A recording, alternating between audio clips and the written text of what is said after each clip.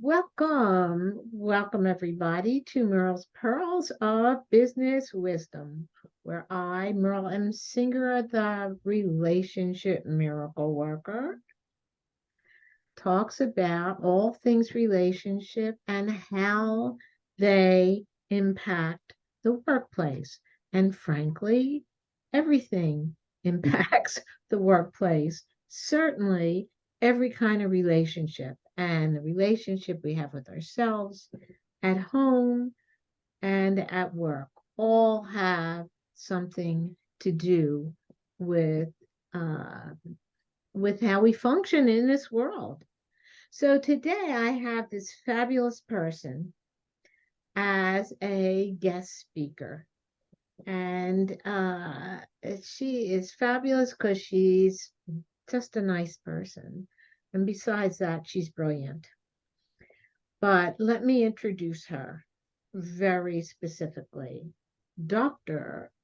Regina Lark is founder and owner of A Clear Path. Clear Path is a professional organizing and productivity.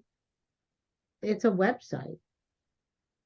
Regina earned her Ph.D. in United States women's history from the University of Southern California, then worked with the UCLA Women's Studies program in 2008, and then just and we're going to ask her how it happened. She left higher education, which she highly enjoys, and started A Clear Path.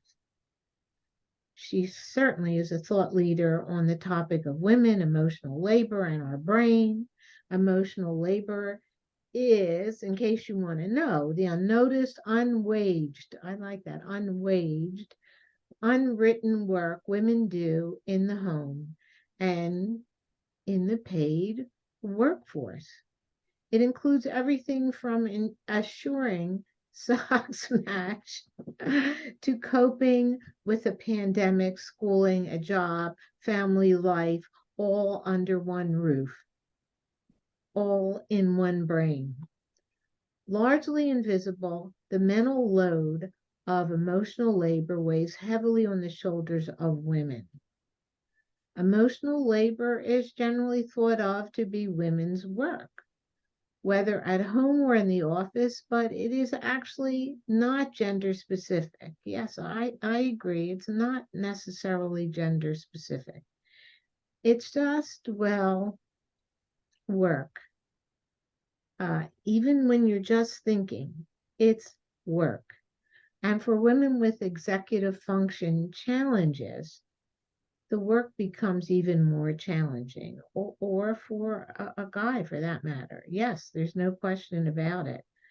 Uh, so, Regina is a feminist historian, and she is a professional organizer and brain hacking entrepreneur. And we're going to ask her what brain hacking is. But yes, here. She talks on the topic of emotional labor as unseen, unnoticed. We kind of know that. And she has described the historic journey of so-called women's work. So she's she has a PhD. She does research, and she's researched this and done the history of it. She'll talk about emotional labor, slams into the executive function as the home. It all causes this organization, this clutter, all the things that go on in our brain when we're trying to do something that we didn't make a list about. Or we did make a list about, and it doesn't matter. She's definitely a professional member of the National Speakers Association, where I met her, and she speaks and trains on emotional labor, women's lives. She's awesome. Want to say she wrote 3 books. I want you to know. Emotional labor, why women's work is never done and what to do about it. that's her current book, but she's also done Psychic Debris, Crowded Closets, the relationship between the stuff in your head and what's under your bed, which I happen to enjoy that. I listened to it on Audible. And I don't want to go into. She had another book about, I don't see it here. But what was that about, Regina? That, It oh, was just a book I did. It's called Before the Big O, Professional Organizers yeah, Talk About Life Before Organizing. yeah. Well, so, You just did it on a lark. of course, you would do it on a lark. But no, my question is, uh, tell me before organizing. What does, I don't even, I've found that very curious. What do you mean? Was there a time before there was organization? How can that be? Merle, the book is about people who had other occupations and professions and then went into organizing. Oh, Yeah, okay. it's just for people in our industry. It was just done on a lark. Uh-huh. Yes, yes, I understand. uh, uh, which is probably why you picked that name, because you do things on a lark. So, okay. So I have a question for you. You are very learned and you are very comfortable or seem very comfortable in a university setting. You do research. This is kind of, I see this as something comfortable for you. So, what was the one thing that pushed you out of the university to start a clear path? I was laid off.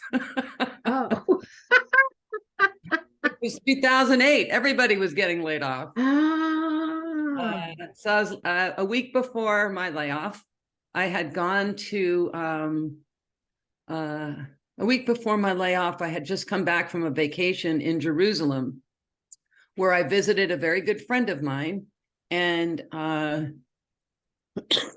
pardon me, while I was there, I said, Nadra, I don't want to be a tourist today. How about if I do your kitchen? And she's like, Habibti, what does that mean? And I said, Nadra, your girls are in their 30s. You got sippy cups in the cupboard. Just let me do what I do. So I decluttered and organized her kitchen, didn't think about it, went back to my desk to UCLA a week or two later. And a week after that, I was told that my unit was being dismantled, my position was being eliminated, and I was about to be out of a job. And I was just about to turn 50 years old. I had never been out of a job before. I'd been working since I was probably 13 or 14 at something, some kind of paid work. And so 2 months into my layoff, I thought, a girl's got to eat. And I told my roommate I was going to be an organizer until something better came along. And we looked up organizers in the zip code. And the first person to come up is Catherine Macy, Ph.D. in chemical in mechanical engineering. And I thought, oh, organizers are smart people. yeah. And called her up. She knew my roommate, invited us for dinner, came up with the name of my company. She hired me as an assistant twice, and I thought, oh, you can earn money doing this work. And that was 15 years ago. I've grown a queendom. I've got 10 employees, 2 books. I'm a speaker. I'm a trainer. I just grown a great company. I'm really pleased with it. You should be pleased with it. That's Yeah. awesome. Uh, I actually think that in school we teach people to be good employees. We ought to teach them more about how to be good entrepreneurs.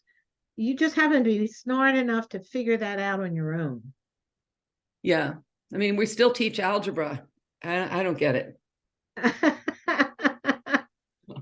don't That's get it. that's that's another that's another interview. uh, that's okay. So you're described feminist historian, professional organizer, and brain hacking entrepreneur. That's how you describe yourself. So what is a brain hacking? What's the brain hacking part? It, it's a play on words. It's breaking down what's going on. How do I describe it? It's breaking down what we think we know to be true about life. We're just going to hack through that mess. So brain hacking came out of the work I'm doing on emotional labor, because when we really cut through the century old historical myth, how do we hack through these myths to really understand what it takes to create and manage a household. You know, the word homemaker has no gender. Right. And yet, it's a job performed primarily by women, regardless of skill set. Regardless of skill set. So, do you think that is changing at all? I don't think it is. It is changing, of course, but it's not statistically relevant yet. You hear pockets of how it's changed, but oh, Merle, this is what I hear a lot. My husband's so good at X, Y, and Z. I rarely hear someone say, I feel an equal partnership with my spouse. What I hear is he's good at certain things and helpful and, on board. All of that's wonderful. I don't see that as gender equity. I see that this is still her job and he's helping her do her job. It doesn't imply ownership of the tasks on the other adult's part. So I think about whoever is responsible for the functioning of the household, both the visible work and the invisible work, that work ought to be shared, regardless of who's good at it or not. Well, yes, I agree. It should be shared. You're very nuanced. I mean, this is a very nuanced way of uh, you're definitely brain hacking. I now understand what brain hacking is. I mean, because I think of my husband. He cooks. We've gone through different periods of our life at this point. At certain periods, I've cooked, and again, but mostly he cooks. On the other hand, you talk about what people have a natural inclination for. He has a natural inclination for leaving stuff behind everywhere he goes. Mm. So I do the dishes. It's because what's comfortable. We each do what's comfortable for us. Who owns that? Do we have an equal ownership of that? Well, It's hard to I know. don't know. It's again, my premise is typically the work goes to the person most suited for it. There's a historical myth that women are just better at being homemakers. But Oh, if you no, there's have executive function challenges, yeah, your yeah, relationship with time, emotion, that right, you don't have that capacity to right, plan, logic, right, prioritize, right. then and you're still the one doing all of that work. Yeah, So yeah. again, it's the historical myth that women are better at it. There's this huge body of work that has to be done in the household. And it just has to be done. Right. If families wait to decide who's better at it, or if the default becomes part of somebody, one of the existence of one of the adults. And again, it's statistically relevant to understand that the bulk of the work lays on the shoulders of women because of the historical myth that women are better. Total. So well, I wonder if it's because women are better or because women were chattel. I mean, really, on most property. I mean, if you go historically enough, they weren't. They were their own version of slaves. They're 3/5 of a person in no, a way. slaves were enslaved 3/5. people were 3/5 of a person. Women. Again, Merle, if we look back historically to the ways in which women didn't have access to education, law, religion, that they didn't have access. And so the weight of the household would fall on their shoulders. We're not there anymore. And yet that myth prevails. So it's actually not that women are better at it. And if they are better at it, it's because they were exposed to it at a very, very, very early age. Yes, I agree. And their male counterparts, by and large, were not exposed to it. Right. But yet here we are in the 21st century, well into the 21st century. Yes. We have access to all manner of media and blogs and news and neighbors. And we hear that there's trouble in paradise, women's pay parity. We have these in the 70s and through the 90s, I don't know how long, we had these stupid commercials. Calgon, take me away from what? During the holidays, stupid commercials. There's one, it's for massage envy, and it's all of these memes of these women doing all of this work. What does she want for Christmas? Give her a 1-hour massage card. And I'm like, no, partner with her on all this work. Yes. Like, what? Yes. No question. No question about it. So wait, in one of your videos, you mentioned something about two-legged clutter. Tell me. So I came up with the term two-legged clutter after speaking with clients who tell me that the other adult in the household is kind of useless in terms of picking up after themselves. They're making mess. They're not picking up. They're not participating in being a partner in the home. And so they're picking up after this person. So they're picking up after the two-legged clutter.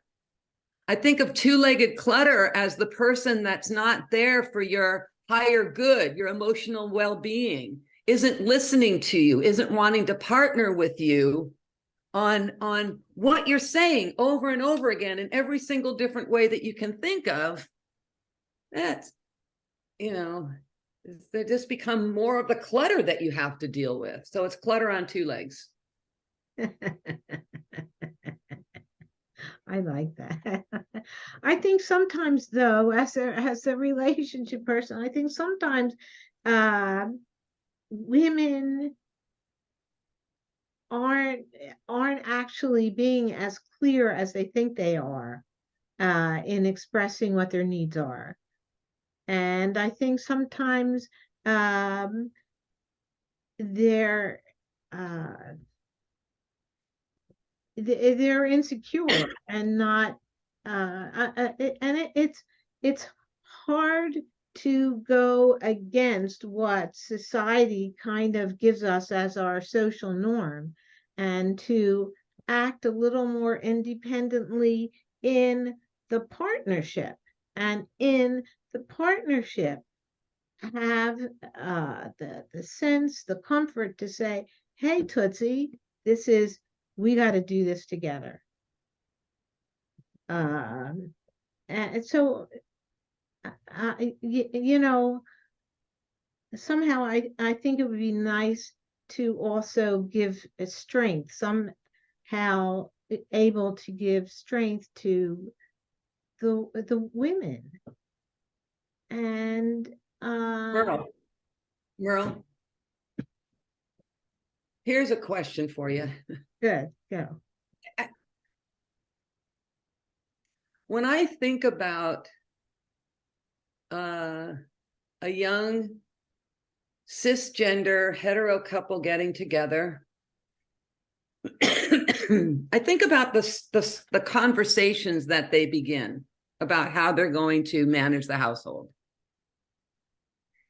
And this is what I've observed, and this is how what research is showing me, that the conversations start pretty good early on. I'm good at this, so I'll do this. I'm good at this, and or that however they language it, they start out sharing. But at some point early on along the way, one person isn't continuing their role, and the person who is continuing their role may point it out. Whatever that person's reaction is going to likely set up future reactions and future asks. Sure. Okay? Sure. So I never blame women for anything. No. So if she's going to say, I'm going to put it in she, he terms, if she's going to say, oh, it seems like you stopped doing the laundry. Is there anything going on? Can I support you? Right? Because maybe was that role. Well, I'm really busy and I'll get to it. Do you think you can help me out?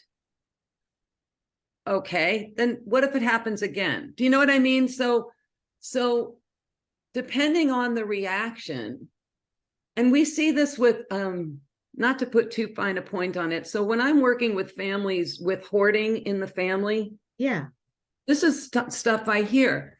They may start a conversation, but the person with the hoarding disorder becomes so defensive or aggressive or vehement about being, quote unquote, what they see as challenged. Now, the person who is saying it may be doing in as loving terms as they know how, but the receiver may be hearing it differently. So again, if she's timid or he's aggressive, then if there's love and if they want to have a really rich and rewarding marriage or partnership, you've got to get outside help. You know what I mean? Avail yourself of these types of resources. Totally. But what happens is what I call, what I've come to call the dance of death. I read a book 40 years ago by a woman named Sharon Wegscheider, and she did a deep dive into the alcoholic family. And I think that's where I learned the phrase, the dance of death, because then everybody knows their part. You don't balk, you stay protected with your stuff and you stop confronting that person on it. I think the same thing happens in households. One of them just backs down and then resentment builds and then you have divorce. I know that is, yeah. It's very, I'm not trying to make silly what happens, but we see the dance. You see the dance as a professional. I see the dance as a professional. We're in people's underwear drawers, right? I mean, we are in an intimate part of their lives when we get called in to declutter and organize. And so we're privy to the chatter between couples, or we can see evidence of it. So again, if you're in a situation where you're not getting your needs met, you either go into individual or couples therapy. If you have that resource, and if you don't have that resource, there are so many free resources available to us. In a way, don't you think if one person has a clutter problem, um, that it's almost like if they have a drinking problem or a drug problem, um, Not clutter, hoarding disorder, maybe. hoarding, yeah, Hoarding disorder, hoarding, maybe. yeah, But chronic disorganization can come. People with a hoarding disorder are chronically disorganized, but not all chronically disorganized people have a hoarding disorder. So people who are chronically disorganized without the hoarding brain part, they usually are they are more often than not executive functionally challenged. They just have a lousy relationship with time, a lousy relationship with their emotions, and it's very difficult to plan, prioritize, and be as productive as you want. That's executive function. That's our executive function got us on the call today at the same time. Our right, executive function gets us to where we need to go. right. Right? Our executive function, I look at the land of public storage, and I think that's the land of emotional mismanagement.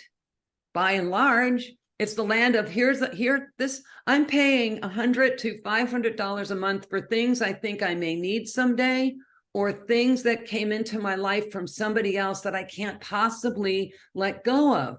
Those two emotions, I think, really come out of a place of fear. I think it's fear-based reasons for holding on. I think So, you're right. and that's executive functions. That's not having. So I come across something in my home, and I'm like, I think I'm going to donate that. I'm probably not going to wear it again, and I just go. It just goes. There's always a donation pile in my place. Right. I don't look at it and go, well, if I lose 5 pounds, well, if I gain 5 pounds, well, I don't put a qualifier around it. Does it serve me now? No. Okay. Do I think it's ever going to serve me? Probably not. Goodbye.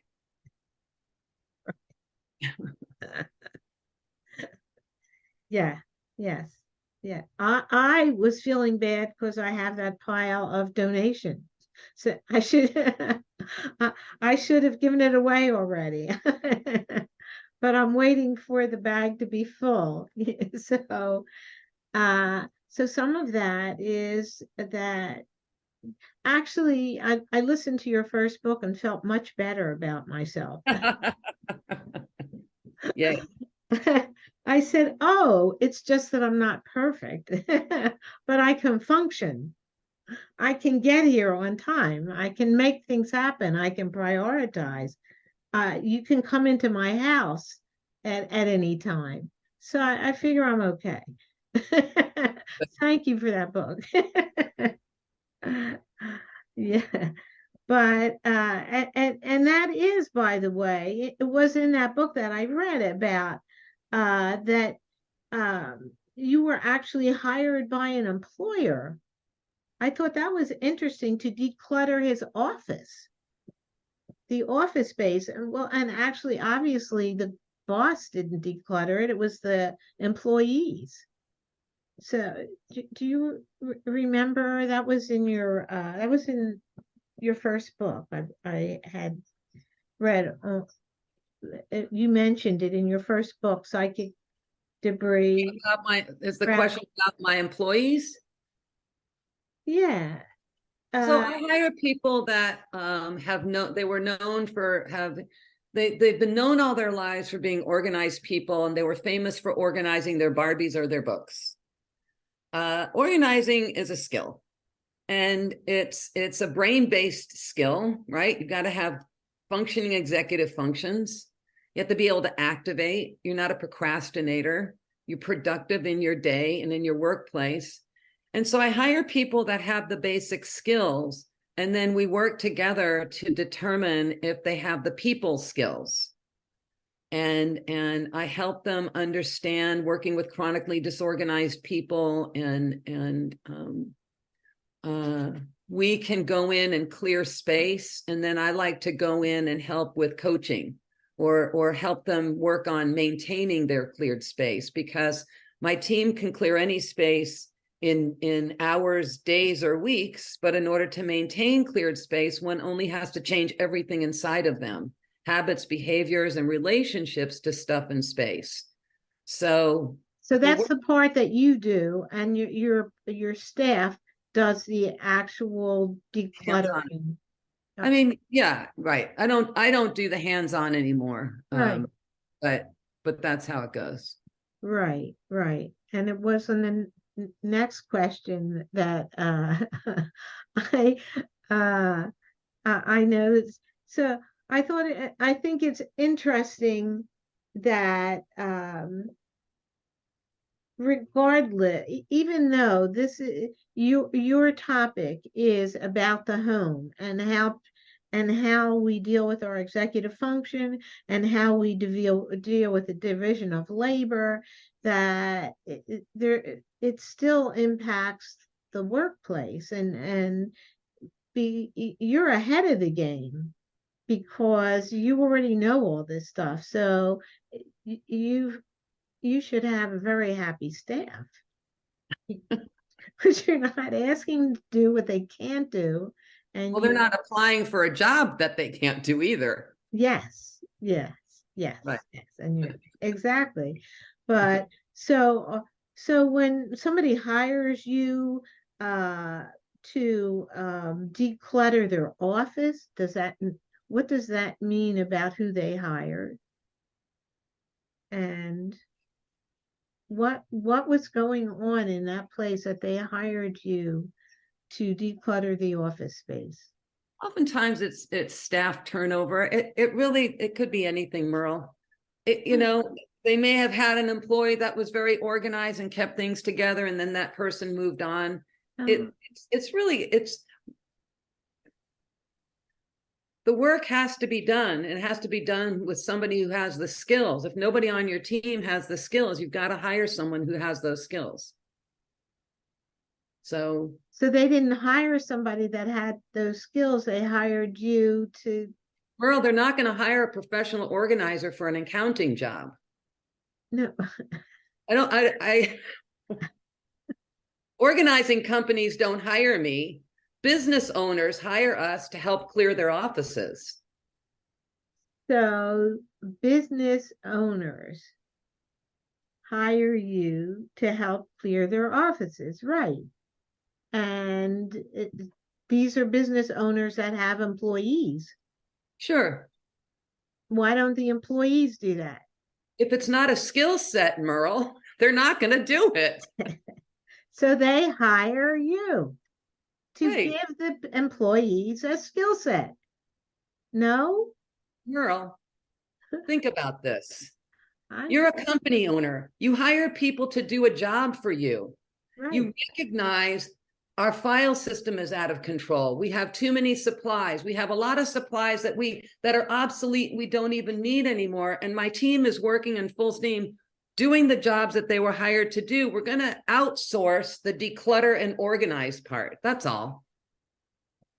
Yes, Just like a household would outsource. yes, yes. Okay.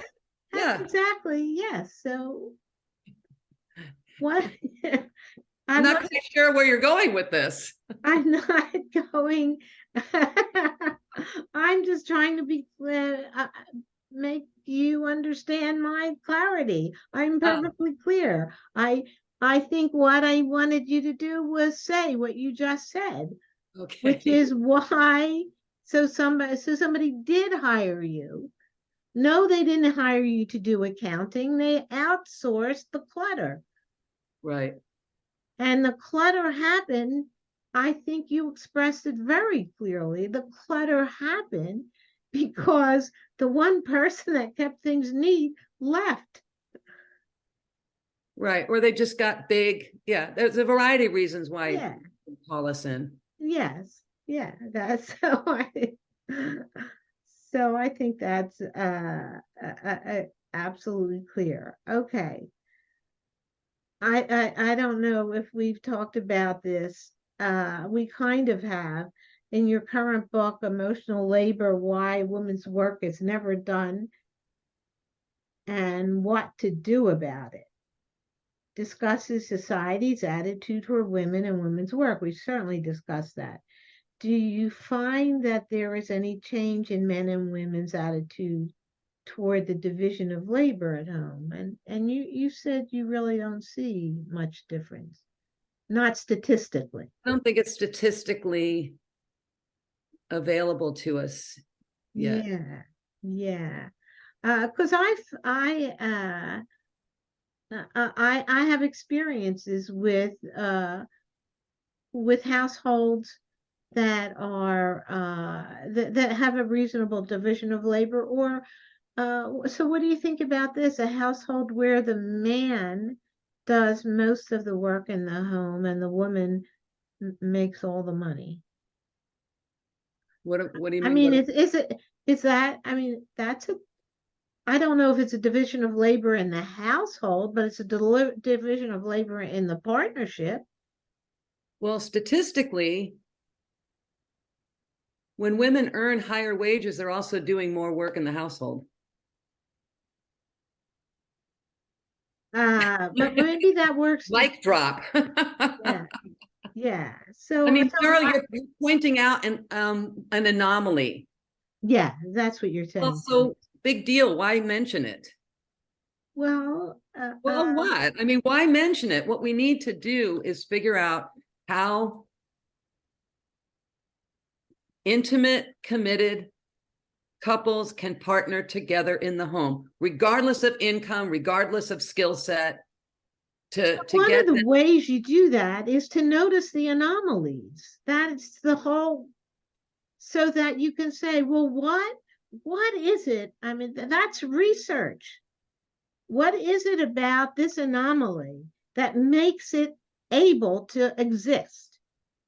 And to what extent can we take something from it, learn something from it, subtract something? When something is possible with one person, it's possible for the world. Merle, the research is already there. If people are interested on how to create an equal partnership, the books are there. The research has been done. So again, it's up to the folks who are experiencing the challenges in these relationships to seek out it's there. I don't know how else to explain it. Nor I to you. Yes, there are people that are functioning well. And what are you saying? The people that aren't just should read a book? I think Well, some of them do, and it still doesn't work. So what is there? I don't know. I really don't know how to answer that, Merle. I don't. It's there are so many resources available to us. Read a book, go into therapy, talk to your neighbors, bring other couples together, talk to one another. It's how much work do you want to put into the work of having a really cool relationship? Anyway, let's move on. I don't have any answers for that.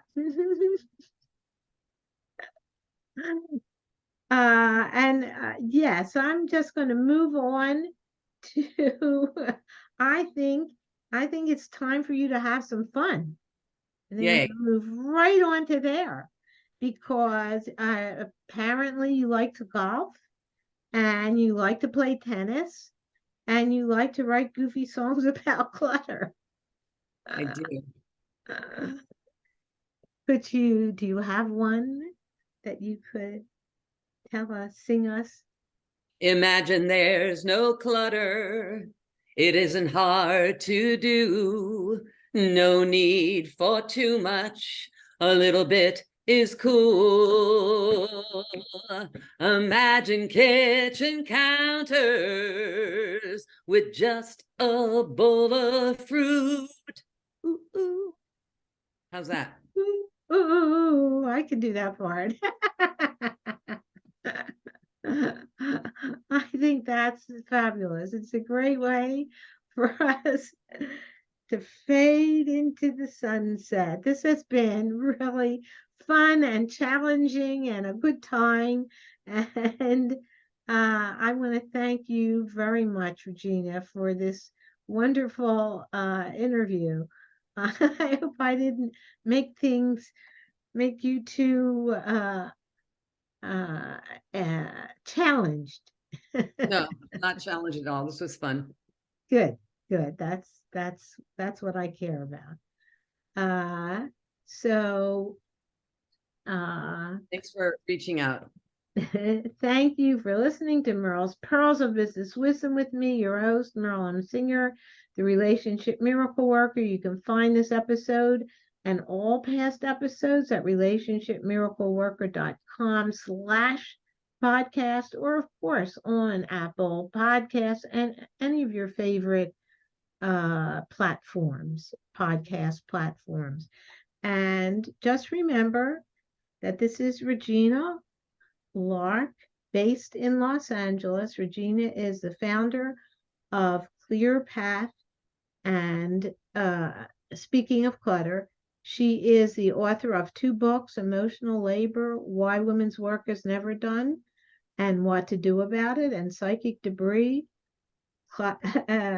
Crowded Closets. The relationship, I love this, the stuff in your head and the stuff under your bed. That is so cool. She speaks to domestic and international audiences and at conferences and boardworks via various media, which means you can do it in person or online. Find her at clearpath.com or reginalark.com. Thank you again, Regina. Thanks, Merle. See Yeah. you next time. Take care. Bye-bye. Bye.